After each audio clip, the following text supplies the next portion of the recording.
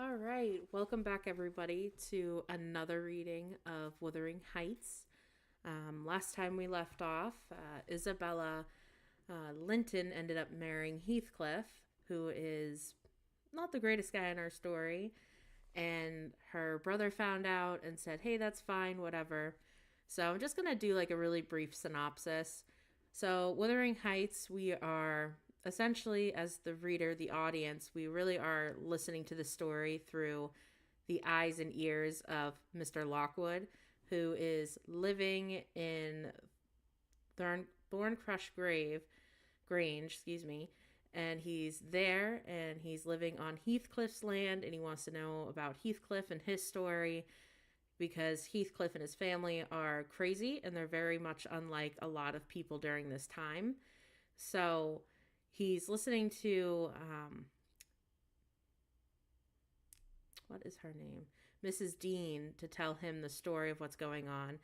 And Mrs. Dean is really just recounting events to him. So a huge fight broke out between Catherine, who is married to Mr. Linton, and she was upset about Heathcliff because she really loves Heathcliff, but she's married to Mr. Linton and is known as Mrs. Linton, Mrs. Catherine Linton. So she's very distraught, and she's like in these crazy, delusional moments where she thinks she's somewhere else instead of being at home.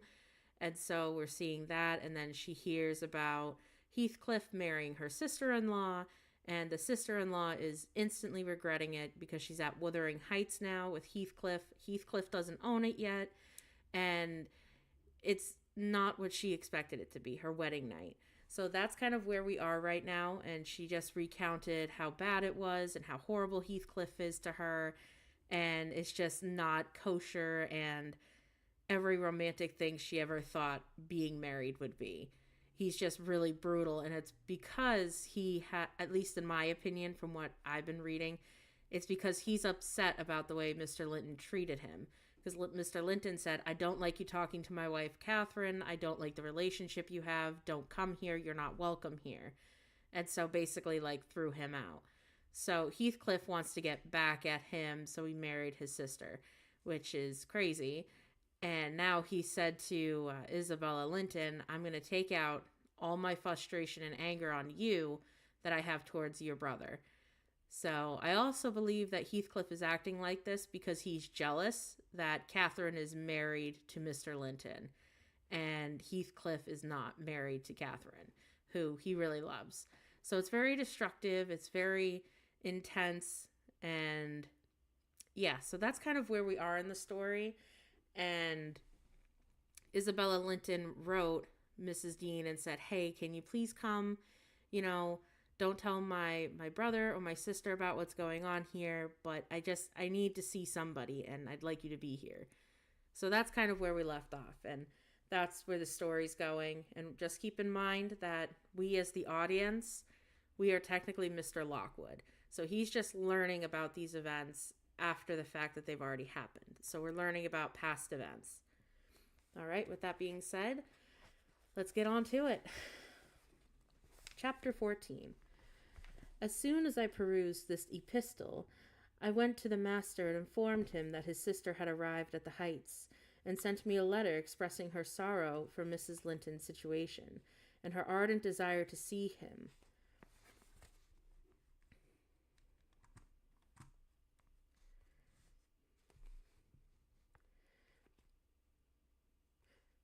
And that she had wished some forgiveness from him. Forgiveness? Said Linton. I have nothing to give her, Ellen. You may call at Wuthering Heights this afternoon if you like, and say that I am not angry, but I am sorry to have lost her, especially as I can never think she'll be happy. It is out of the question my going to see her. However, we are eternally divided, and should she really wish to oblige me, let her persuade the villain she has married to leave the country. And won't you write her a little note, sir? I asked imploringly. No, he answered. It is needless. My communication with Heathcliff's family shall be sparing with him at the moment. It shall not exist. Mr. Edgar's coldness depressed me exceedingly, and all the way from the Grange I puzzled my brains about how to pour more of his heart and that what he has said, and when I repeated it, and how to soften his refusal of even a few lines to console Isabella. I dare say had been on the watch for me since morning. I saw her looking through the lattice as I came up the garden causeway, and I nodded to her, but she drew back, as if afraid of being observed. I entered without knocking. There was never such a dreary, dismal scene as the formerly cheerful house presented. I must confess that I had yet been in the young lady's place. I would at least have swept the hearth and wiped the tables with a duster. But she already partook of the pervading spirit of neglect which encompassed her. Her pretty face was wan and listless, her hair uncurled, some locks hanging lankily down and carelessly twisted around her head. Probably she had not touched her dress since yesterday evening. Hindley was not there. Mr. Heathcliff sat at a table, turning over some papers in his pocketbook, but he rose when I appeared and asked me how I did, quite friendly, and offered me a chair. He was the only thing there that seemed decent, and I thought he never looked better. So much had altered the positions at this place that he certainly could have struck a stranger as born and bred gentleman, and his wife had a thorough little slattern. She came forward eagerly to greet me, and held out one hand to take the expected letter. I shook my head. She wouldn't understand the hint, but followed me to the sideboard, where I went to lay my bonnet, and importuned me to a whisper to give her directly what I had brought. Heathcliff guessed the meaning of her maneuvers and said, "If you've got anything for Isabella, give it to her. You needn't make a secret of it. We have no secrets between us." "Oh, I have nothing," I replied, thinking it best to speak the truth at once. "My master bid me tell his sister that she must not expect either a letter or a visit from him at present. He sends his love, ma'am, but his wish is for your happiness and his pardon for the grief you have occasioned. But he thinks that after this time, his household and the household where here should drop interest in the communication, as nothing as good could be coming of it." Mrs. Heathcliff's lip quivered lightly, and she returned to her seat at the window. Her husband took his stand at the hearthstone near me, and began to put questions concerning Catherine. I told him as much as I thought proper of her illness, and he extorted from me, by cross-examination, most of the facts connected with its origin. I blamed her, as she deserved, for bringing it all on herself, and ended by hoping that he would know Mr. Linton's example, and avoid future interference with his family, or for good or evil. "Mrs. Linton is now just recovering," I said. "She'll be like she was, but her life is spared, and if you really have a regard for her, you'll shun crossing her way again. Nay, you'll move out of this country entirely, and you may not regret it. I'll inform you Catherine Linton is different now from your old friend Catherine Earnshaw, as that young lady is different from me. Her appearance has changed greatly, her character much more so, and the person who is compelled of necessity to be her companion will only sustain his affection hereafter by the remembrance of what she once was, by common humanity and a sense of duty." "That is quite impossible," remarked Heathcliff, forcing himself to seem calm. "Quite possible that your master should have nothing but common humanity and a sense of duty to fall back upon. Do you imagine that I shall leave Catherine to his duty and humanity, and you to compare my feelings respecting Catherine to his? Before you leave this house, I must exact a promise from you that you will get me an interview with her. Consent or refuse, I will see her. What do you say?" "I say, Mr. Heathcliff," I replied, "you must not, no, you never shall, through any means. Another encounter between you and the master could kill her altogether." "With your aid, that may be avoided," he continued, "and there should be a danger of such an event. should he be the cause of adding a single trouble more to her existence, why, I think I shall be justified in going to extremes. I wish you had sincerely enough to tell me whether Catherine would suffer greatly from his loss. The fear that she would restrains me. And though you see the distinction between our feelings, had he had been in my place and I in his, though I hated him with a hatred that turned my life to gall, I never would have raised a hand against him. You may look incredulous, if you please.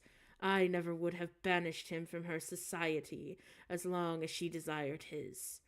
The moment her regard ceased, I would have torn his heart out, drank his blood, but till then, if you don't believe me, you don't know me. Till then, I would have died by inches before I touched a single hair on his head. And yet, I interrupted, you have no scruples in completely ruining all hopes of her perfect restoration by thrusting yourself in her remembrance now, when she has nearly forgotten you, and involving her in a new tumult of discord and distress. Oh, you suppose she has nearly forgotten me, he said. Oh, Nellie, you know she has not. You know as well as I do that for every thought she spends on Linton, she spends 1,000 on me, and at most miserable period of my life I had a notion of the kind. It haunted me on my return to the neighborhood last summer, but only her own assurance could make me submit to the horrible idea again, and then Linton would be nothing, nor Hindley, nor all the dreams that I have ever dreamt. 2 words would comprehend my future, death and hell. Existence, after losing her, would be hell. Yet I was a fool to fancy for a moment that she valued Edgar Linton's attachment more than mine. If he loved with all the powers of his puny being, he couldn't love as much in 80 years as I could in a day. And Catherine has a heart as deep as I have. The sea could be as readily contained in that horse trough as her whole affection could be monopolized by him. Tush! He is scarcely a degree dearer to her than her dog or her horse. It is not in him to be loved like me. How can she love in him what he has not?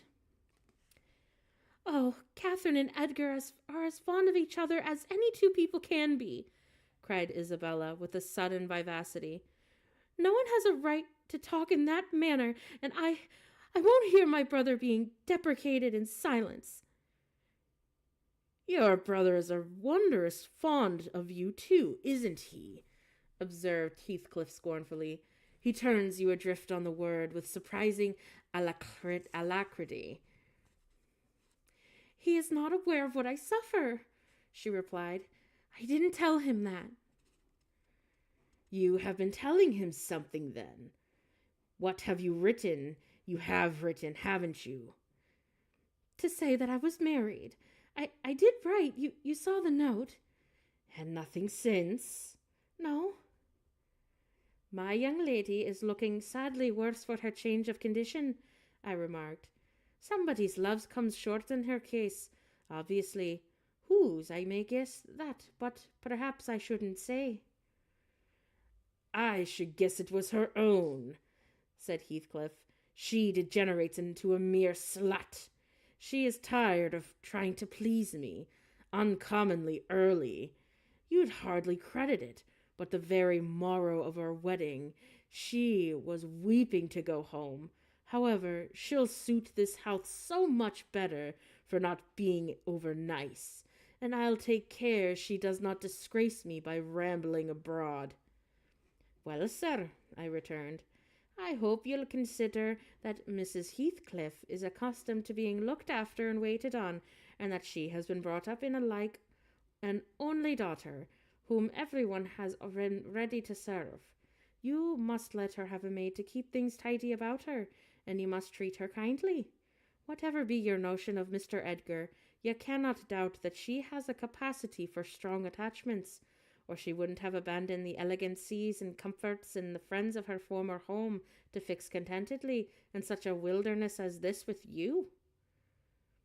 She abandoned them under a delusion, he answered, picturing me in a hero of romance, expecting unlimited indulgences from my chivalrous devotion.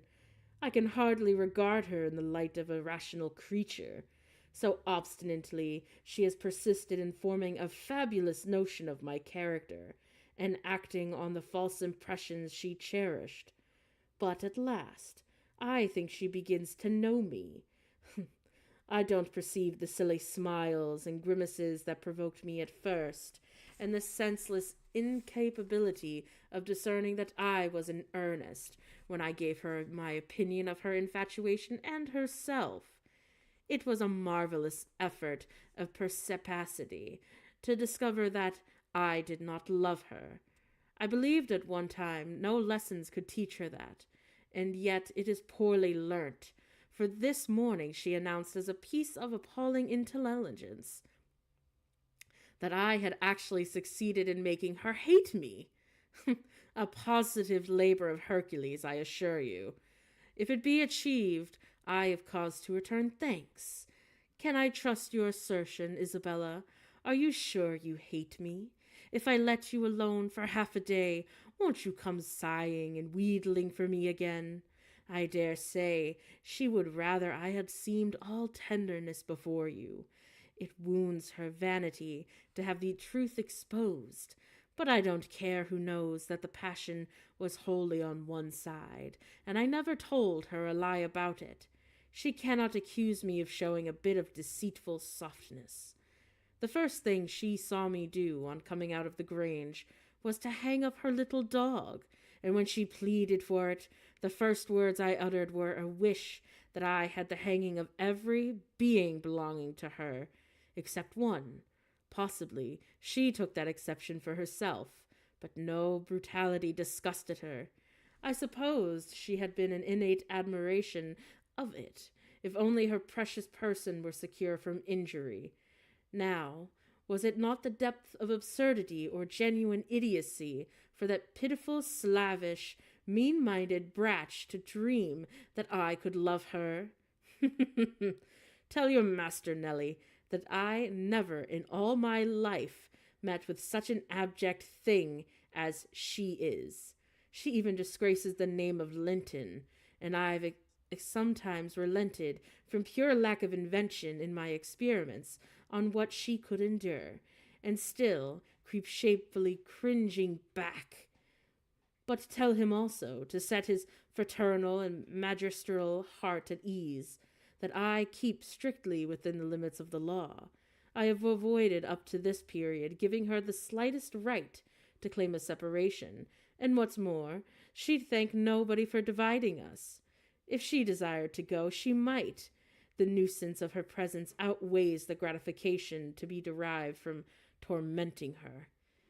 Mr. Heathcliff, I said, this is the talk of a madman, and your wife is most likely convinced that you are mad, and for that reason she has borne with you hitherto. But now that you say that she may go, she'll doubtless avail herself of the permission. You are not so bewitched, ma'am, as you are, as to remain with him on your own accord.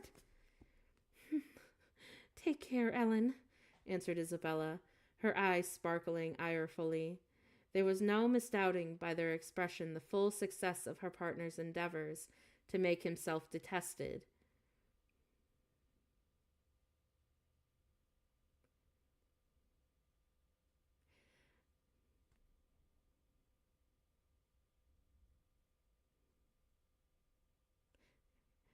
Don't put faith in a single word he is speaking.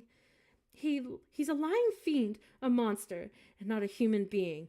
I've been told I might leave him before, and I've made the attempt, but I dare not repeat it. Only, Ellen, promise you'll not mention a syllable of his infamous conversation to my brother or Catherine. Whatever he may pretend, he wishes to provoke Edgar to desperation. He says he has married me on purpose, to demand and obtain power over him, and he shan't attain it. I'll die first. I must hope, I must pray, that he may forget his diabolical prudence and kill me. The single pleasure that I can imagine is to die, or to see him dead. There will be, that there will do for the present, said Heathcliff.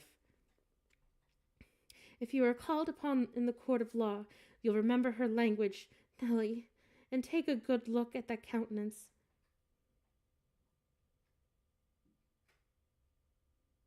Oh my God. See, I can't stand this book sometimes because they mess up the way that it's reading and it makes me think somebody else is supposed to be talking. So I apologize. If you are called upon in a court of law, you'll remember her language, Nellie, and take a good look at that countenance. She's near the point where she would suit me. No, you're not fit to be your own guardian, Isabella, now, and I, being your legal protector, must retain you in my custody. However distasteful the obligation may be, go upstairs. I have something to say to Ellen Dean, in private. That's not the way. Upstairs, I tell you. Why is the road upstairs, child? He seized and thrust her from the room, and returned muttering, I have no pity, I have no pity. There are more the worms the writhe, and the more I yearn to crush out their entrails. It's a moral teething, and I grind with greater energy in proportion to the increase of pain. Do you understand what the word pity means? I said, hastening to resume my bonnet. Did you ever feel a touch of it in your life? Put that down, he interrupted, perceiving my intention to depart. You are not going yet. Come here, Nellie, come here. I must either persuade or compel you to aid me in fulfilling my determination to see Catherine, and that without delay. I swear that I meditate no harm. I don't desire to cause any disturbance or to exasperate any insult to Mr. Linton. I only wish to hear from herself how she is, and why she has been ill, and to ask if anything that I could do would be of use to her. Last night I was in the Grange garden 6 hours, and I'll return there tonight, and every night I'll haunt the place, and every day till I find an opportunity of entering.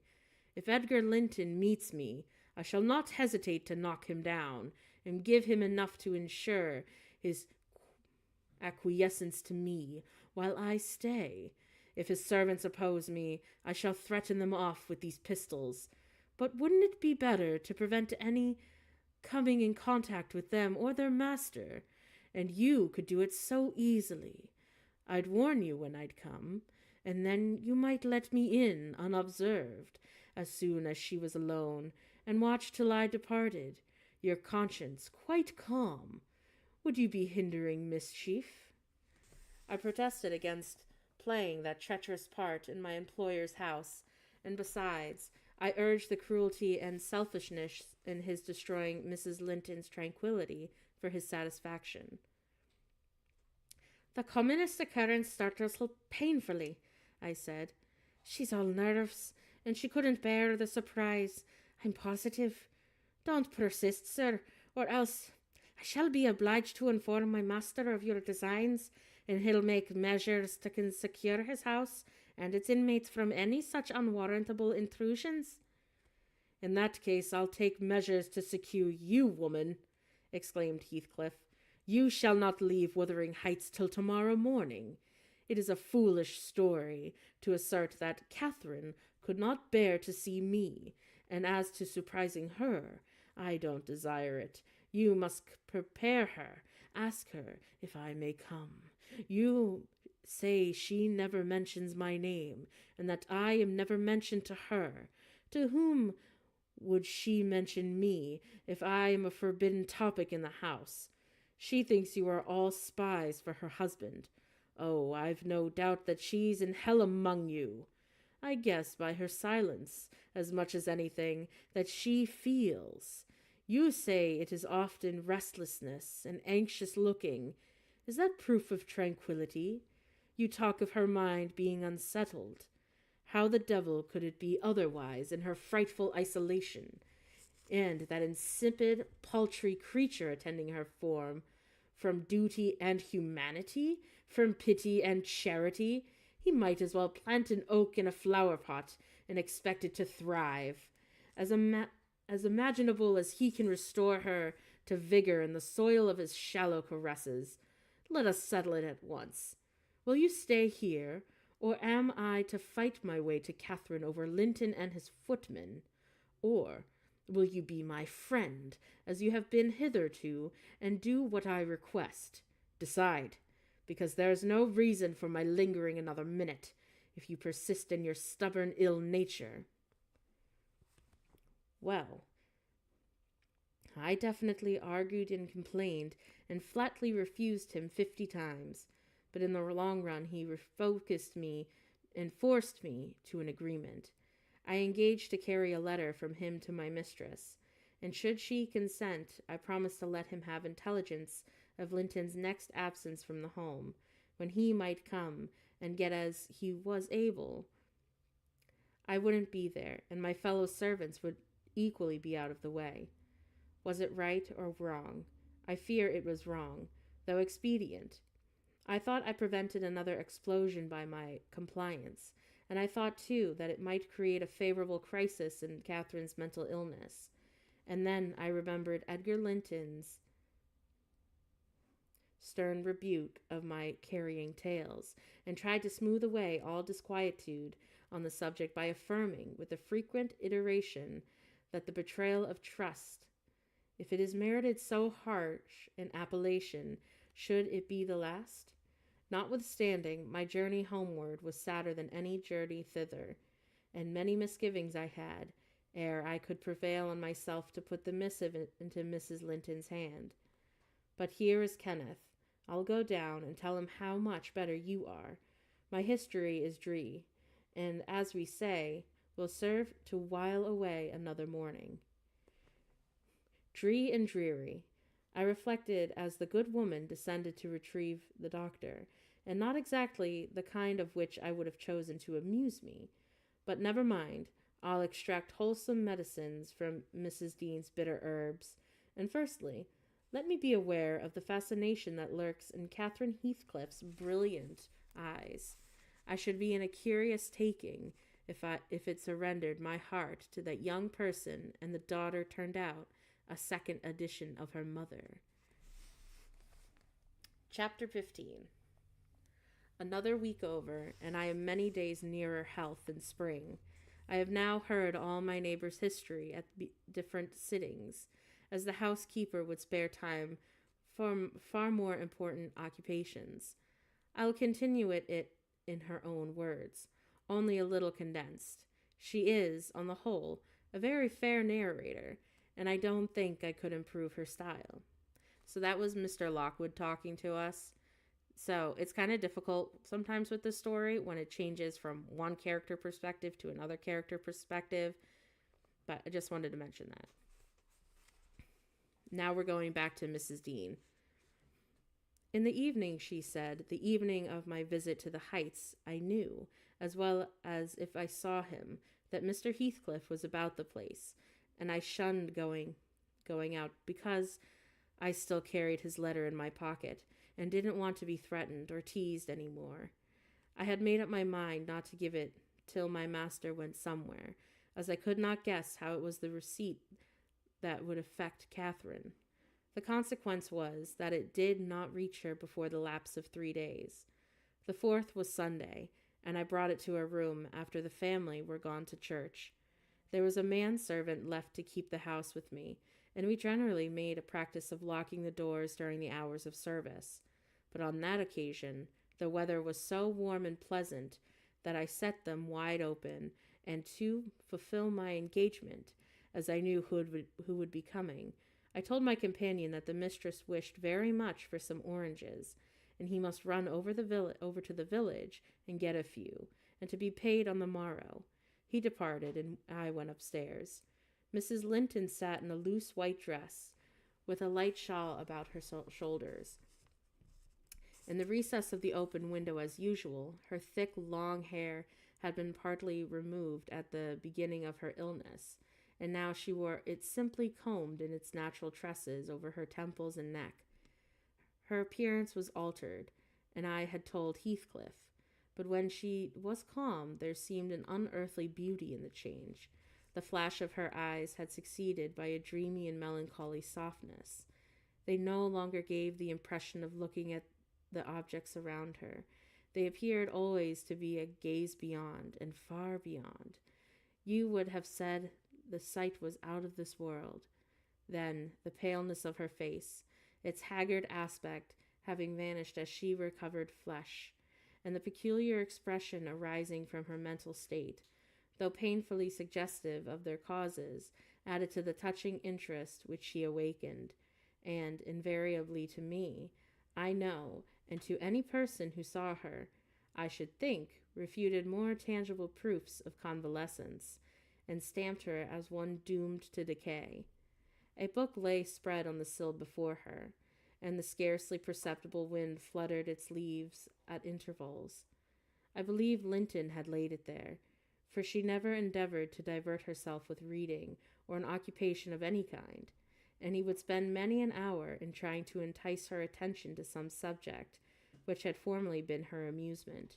She was conscious of his aim, and in better moods endured his efforts placidly, only showing their uselessness by now and then suppressing a wearied sigh, and checking him at last with the saddest of smiles and kisses.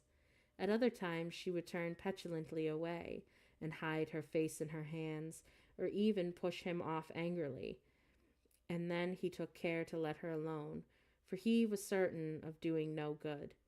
Gimmerton chapel bells were still ringing, and the full, mellow flow of the beck in the valley became a soothing melody on the ear.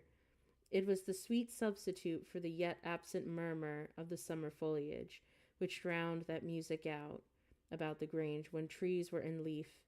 At Wuthering Heights it was always sounded on quiet days, following a great thaw or a season of steady rain.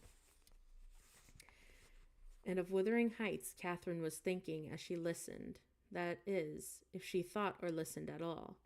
But she had the vague distant look I mentioned before, which expressed no recognition of material things either by ear or eye. "There's a letter for you, Miss Linton," I said, gently inserting it in one hand that rested on her knee. "You must read it immediately, because it wants an answer. Shall I break the seal?" "Yes," she answered, without altering the direction of her eyes. I opened it. It was very short. "Now," I continued, "read it." She drew away her hand and let it fall. I replaced it in her lap and stood waiting till it should please her to glance down. But that movement was so long delayed that at last I resumed. "Must I read it, ma'am? It is from Mr. Heathcliff."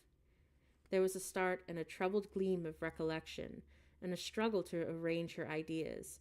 She lifted the letter and seemed to peruse it, and then she came to the signature. She sighed.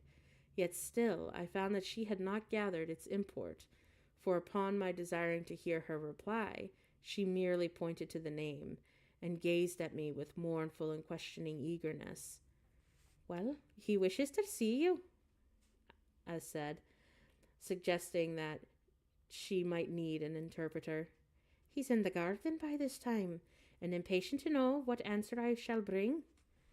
As I spoke, I observed a large dog lying on the sunny grass beneath raise its ears as if about to bark, and then smoothing them back, to announce, by the wag of the tail, that someone approached, whom it did not consider a stranger.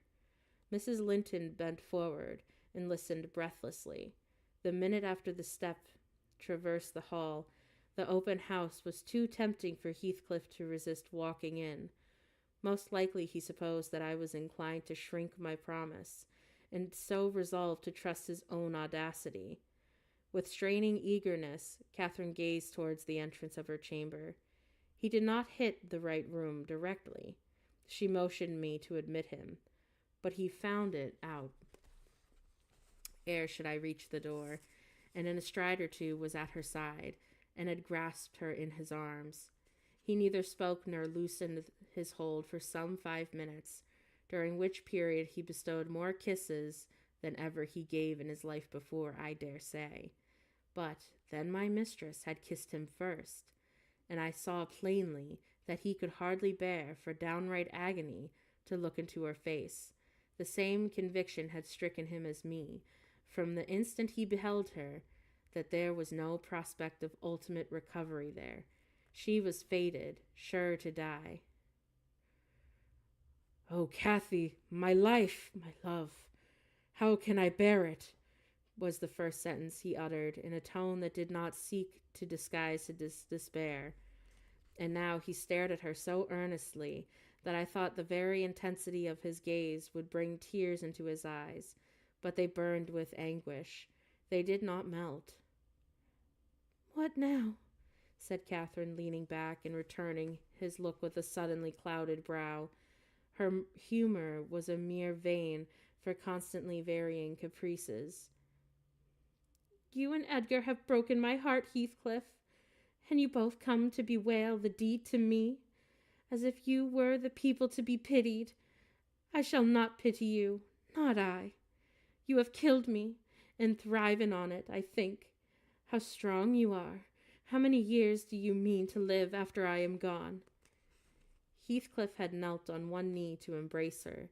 He attempted to rise, but she seized his hair and kept him down.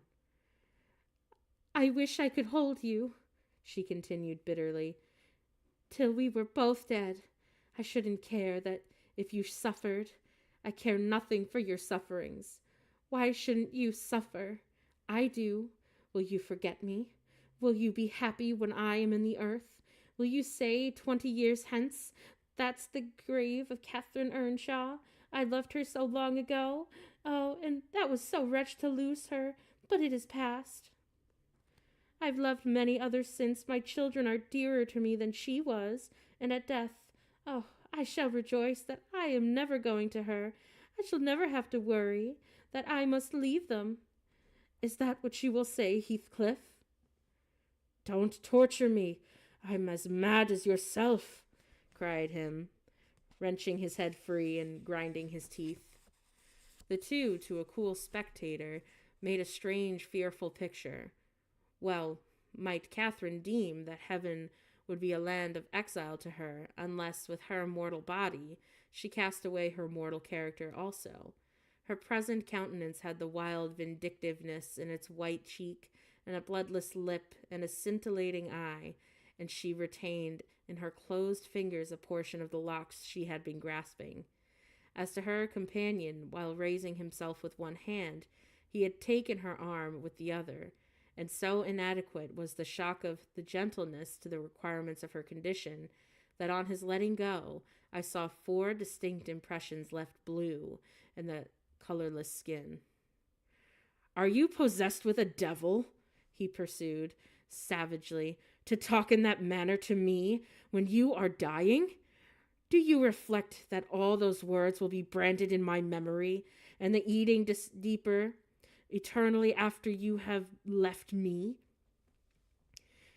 You know you lie to say that I have killed you, and Catherine, you know that I as soon would never forget you as my existence. It is not sufficient for your infernal selfishness that while you are at peace, I shall writhe in the torments of hell." "Oh, I shall not be at peace," moaned Catherine, recalled to a sense of physical weakness by the violent, unequal throbbing of her heart, which beat visibly and audibly under the excess of agitation.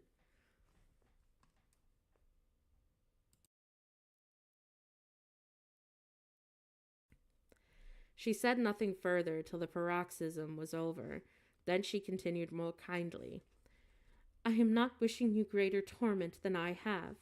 Heathcliff, if only I wish us never to be parted, and should think a word of mine distress you hereafter, think I feel the same distress underground, and for my own sake forgive me. Come here and kneel down again. You will never be harmed in my life or in yours. Nay, if you nurse anger, that will be worse to remember than my harsh words. Won't you come here again? Oh, please do." Heathcliff went back to her chair and leant over, but not so far to let her see his face, which was livid with emotion. She bent round to look at him.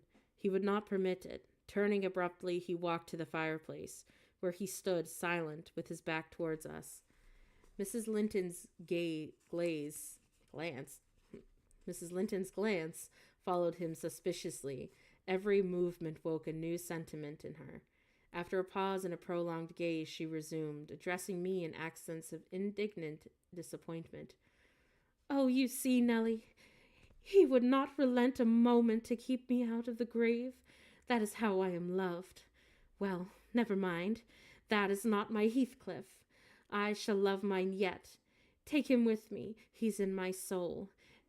And," addingly, she amusingly said, "the thing that irks me the most is that this shattered prison, after all.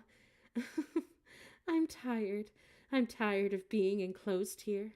I'm wearying to escape into that glorious world, and to be always there, not seeing it dimly through tears and yearning for it through the walls of an aching heart, but really with it and in it. Nellie, you think you are better and more fortunate than I, in full health and strength. You are sorry for me. Very soon that will be altered. I shall be sorry for you. I shall be incomparably beyond and above you all. I wonder, he won't be near me," she went on to herself. "I thought he wished it. Oh, Heathcliff, dear, you should not be sullen now. Do come to me. Oh, Heathcliff." In her eagerness, she rose and supported herself on the arm of the chair. At that earnest appeal, he turned to her, looking absolutely desperate. His eyes, wide and wet at last, flashed fiercely on her.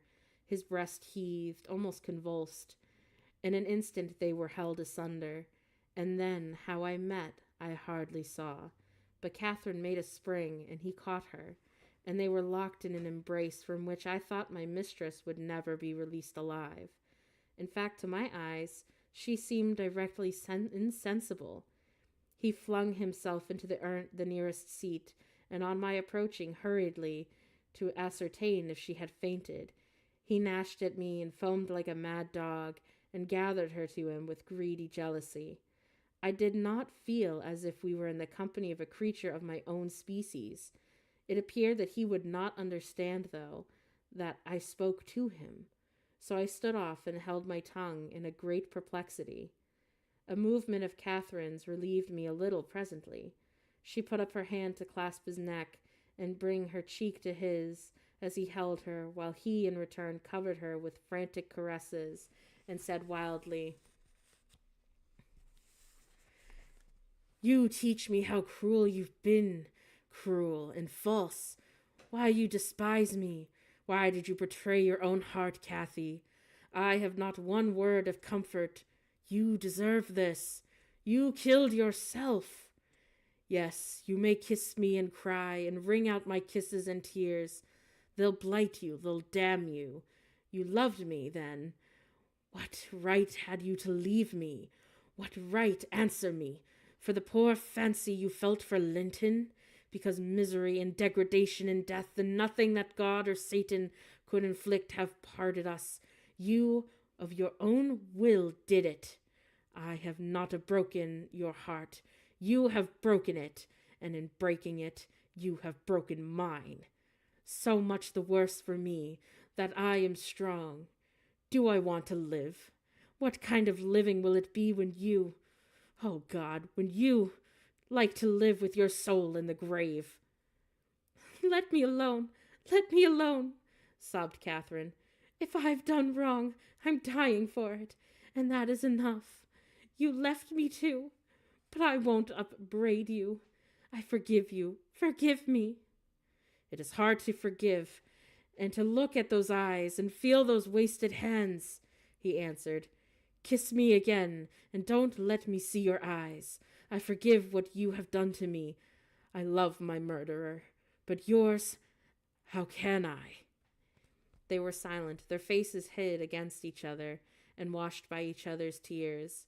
At last, I suppose the weeping was on both sides, as it seemed Heathcliff would weep on a great occasion like this. I grew very uncomfortable, meanwhile for the afternoon wore fast away.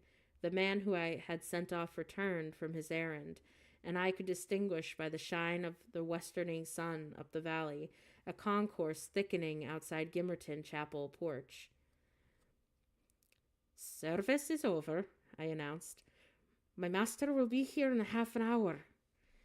Heathcliff groaned a curse and strained Catherine closer. She never moved.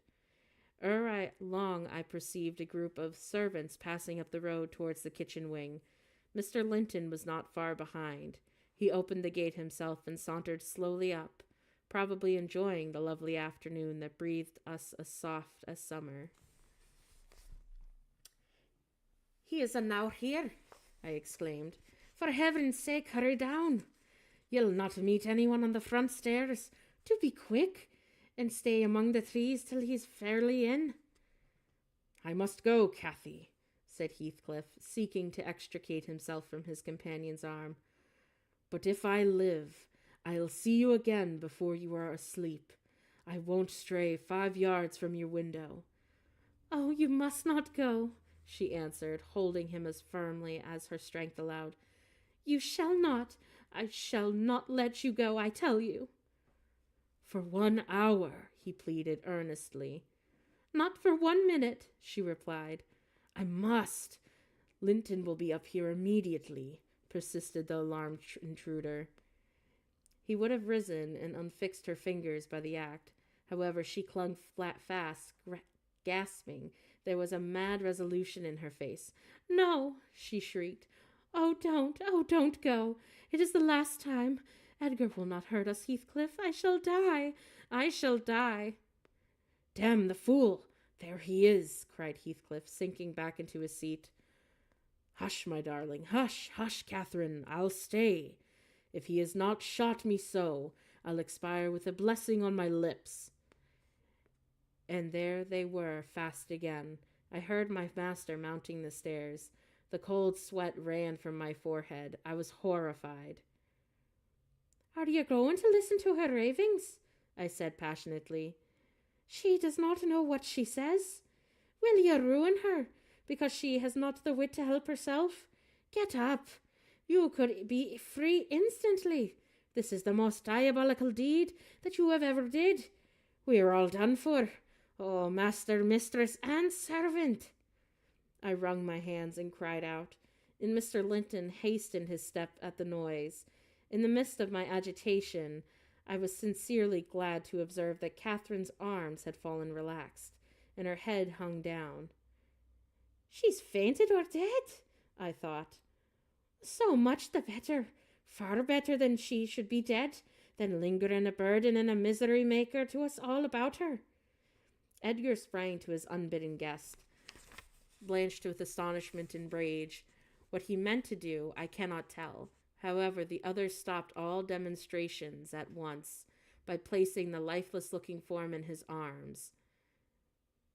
"Look there," he said. "Unless you be a fiend, help her first. Then you shall speak to me." He walked into the parlor and sat down. Mr. Linton summoned me, and with a great difficulty, and after resorting to many means, we managed to restore her to sensation. But she was all bewildered. She sighed and moaned, and knew nobody. Edgar, in his anxiety for her, forgot her hated friend. I did not. I went at the earliest opportunity and besought him to depart, affirming that Catherine was better, and that he should hear from me in the morning, now that the night has passed. "I shall not refuse to go out of these doors," he answered, "but I shall stay in the garden. And Nellie, mind you, keep your word tomorrow. I shall be under those larch trees, mind, or I pay another visit whether Linton be in or not." He sent a rapid glance through the open half-door of the chamber, and ascertaining that what I stated was apparently true, delivered the house of his luckless presence.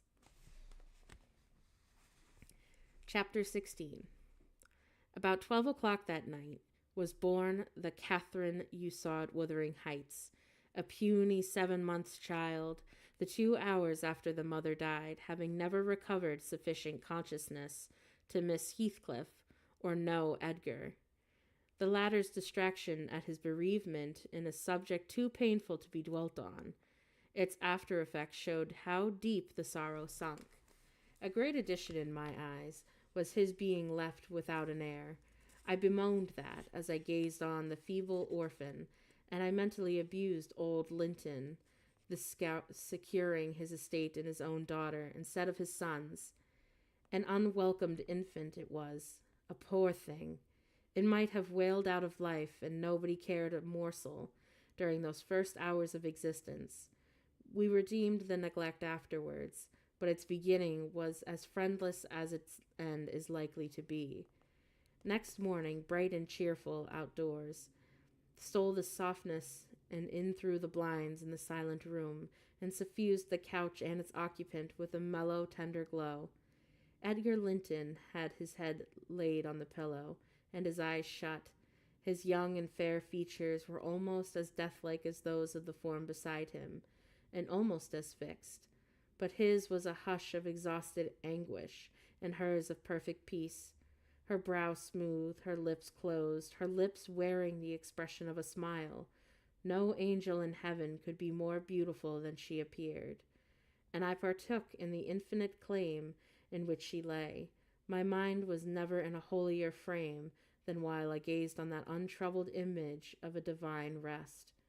I instinctively echoed the words that she had uttered a few hours before.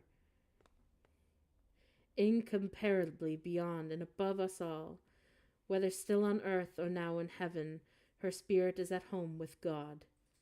I don't know if it be a peculiarity in me, but I am seldom otherwise than happy while watching in the chamber of death, should no frenzied or despairing mourner share the duty with me.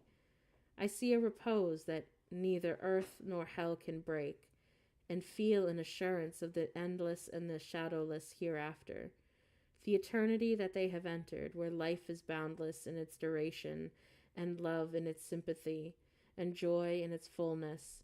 I notice that on occasion how much selfishness there is in even a love like Mr. Linton's, when he so regretted Catherine's blessed release. To be sure, one might have doubted, after the wayward and impatient existence that she had led, whether she merited a haven of peace at last. One might doubt in seasons of cold reflection, but not then, and in the presence of her corpse it asserted its own tranquillity, which seemed to pledge of equal quiet to its former inhabitant. Do you believe such people are happy in their world, sir? I've a great deal to know. I declined answering Mrs. Dean's question, which struck me as something heterodox. She proceeded. Retracing the course of Catherine Linton, I feel we have no right to think of her as she is, but will leave her with her Maker. The master looked asleep, and I ventured soon after sunrise to quit the room and steal out to the pure, refreshing air. The servants thought me gone to shake off the drowsiness of my protracted watch. In reality, my chief motive was seeing Mr. Heathcliff. If he had remained among the larches all night, he would have heard nothing of the stir at the Grange, unless, perhaps, he might catch the gallop of the messenger going to Gimmerton. If he had come nearer, he would probably be aware from the lights flitting to and fro, and the opening and shutting of the outer doors, that all was not right within. I wished, yet feared, to find him. I felt the terrible news must be told, and I longed to get over it. But how to do it? How did I not know? He was there, at least a few yards further in the park, leant against an old ash tree, his hat off and his hair soaked with the dew that was gathered on the budded branches and fell pattering around him. He had been standing a long time in that position, for I saw a pair of ostles passing and repassing scarcely 3 feet from him, busying in building their nest and regarding his proximity no more than that of a piece of timber. They flew off at my approach, and he raised his eyes and spoke. "She is dead," he said. "I've not waited for you to learn that. Put your handkerchief away. Don't snivel before me. Damn you all. She wants none of your tears." I was weeping as much for him as for her. We do sometimes pity creatures that have none of the feeling either for themselves or for others. And when I first looked into his face, I perceived that he had gotten intelligence of the catastrophe, and a foolish notion struck me that his heart was quelled, and that he prayed because his lips moved and his gaze was bent on the ground. Yes, she is dead, I answered, checking my sobs, drying my cheeks. Gone to heaven, I hope, where we may ever once be rejoined in her, if we take due warning and leave our evil ways to a good fellow. Did she take due warning then? Asked Heathcliff, attempting a sneer. Did she die like a saint? Come, give me a true history of the event. How did... He endeavored to pronounce the name, but could not manage it, and compressing his mouth, he held a silent combat with his inward agony, defying meanwhile my sympathy with an unflinching, ferocious stare. How did she die? He resumed, at last, fain, notwithstanding his hardihood, to support a behind for him, for after the struggle he trembled in spite of himself to his very finger ends. Poor wretch, I thought, ye have a heart and nerves the same as your brother men. Oh, why should ye be anxious to conceal them? Your pride cannot blind God. Ye tempt him to wring them, till he forces a cry of humiliation. Quietly as a lamb she passed, I answered aloud. She drew a sigh and stretched herself like a child reviving and sinking again to sleep, and 5 minutes after I felt one little pulse at her heart and nothing more. And did she ever mention me? He asked, hesitating, as he dreaded the answer to his question would introduce details that he could not bear to hear. Her senses never returned. She recognized nobody from the time you left her, I said. She lies with a sweet smile on her face, and the latest ideas wandered back to the pleasant early days. Her life closed in a gentle dream. May she wake as kindly in the other world. May she wake in torment, he cried with frightful vehemence, stamping his foot and groaning in a sudden paroxysm of ungovernable passion. Why, she's a liar to the end. Where is she? Not there, not in heaven, not perished, but where? Oh, you said you cared nothing for my sufferings, and I pray one prayer. I repeat it till my tongue stiffens. Catherine Earnshaw, may you not rest as long as I am living. You said I killed you. Haunt me then. The murdered do haunt their murderers. I believe, I know the ghosts have wandered the earth. Be with me always, take any form, drive me mad. Only do not leave me in this abyss where I cannot find you. Oh God, it is unutterable. I cannot live without my life. I cannot live without my soul. He dashed his head against the knotted trunk, and lifting up his eyes, howled, not like a man, but like a savage beast getting goaded to death with knives and spears. I observed several splashes of blood about the bark of the tree, and his hands and forehead were both stained. Probably the scene I witnessed was a repetition of others acted during the night. I hardly moved my compassion. It appalled me. Still, I felt reluctant to quit him so. But the moment he recollected himself enough to notice me watching, he thundered a command for me to go, and I obeyed. He was beyond my skill to quit or console. Mrs. Linton's funeral was appointed to take place on the Friday following her decease. Until then, her coffin remained uncovered and strewn with flowers and scented leaves in the great drawing room. Linton spent his days and nights there, a sleepless guardian, and in the circumstance, concealed from all but me, Heathcliff spent his nights, at least, outside, equally a stranger to repose. I held no communication with him. Still, I was conscious of his design to enter, if he could, and on the Tuesday a little after dark, when my master, from sheer fatigue, had been compelled to retire a couple of hours, I went and opened one of the windows, moved by his perseverance to give him a chance of bestowing on the fading image of his idol one final adieu. He did not omit to avail himself of the opportunity, cautiously and briefly, too cautiously to betray his presence by a slightest noise. Indeed, I shouldn't have discovered that he had been there, except for the disarrangement of the drapery about the corpse's face, and for the observing on the floor a curl of light hair, fastened with a silver thread, which on examination, as I ascertained, to have been taken from a locket hung around Catherine's neck. Heathcliff had opened the trinket and cast out its contents, replacing them by a black lock of his own. I twisted the two and enclosed them together. Mr. Earnshaw was, of course, invited to attend the remains of his sister to the grave, and he sent no excuse, but he never came.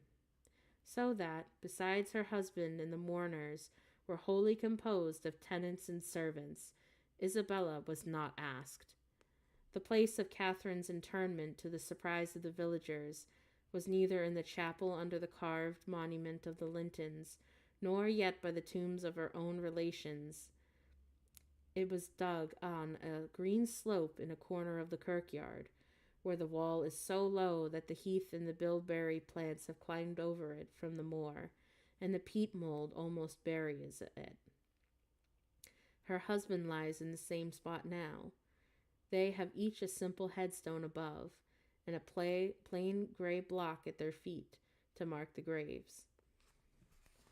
Wow, that was sad. That was really sad. So she died.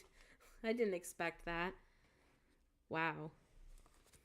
I thought she was going to live through like the whole story, because everybody's told me Wuthering Heights is this great romance and it's so amazing. But then she dies. Like, hello?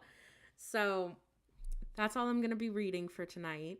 So if you liked listening to me read, please feel free to like, subscribe, or follow. I do try my best to read this to the best of my ability. It is a slightly difficult book to read, given the fact that there's a lot of changing characters, and it's not the best put together thing, I will say. I do really like it, though. It's a crazy story. But yeah, so I am trying my best. So if you guys want, please do follow me. I do appreciate it. And, it does make me happy at the end of the day when, I get to meet more people and kind of expand my community. So yeah, I will be streaming again tomorrow at 8 p.m. Eastern Time. So if you want to hear what happens next and where the story goes from here, please feel free to join me then. And yeah, I hope you all stay safe and stay geeky as always.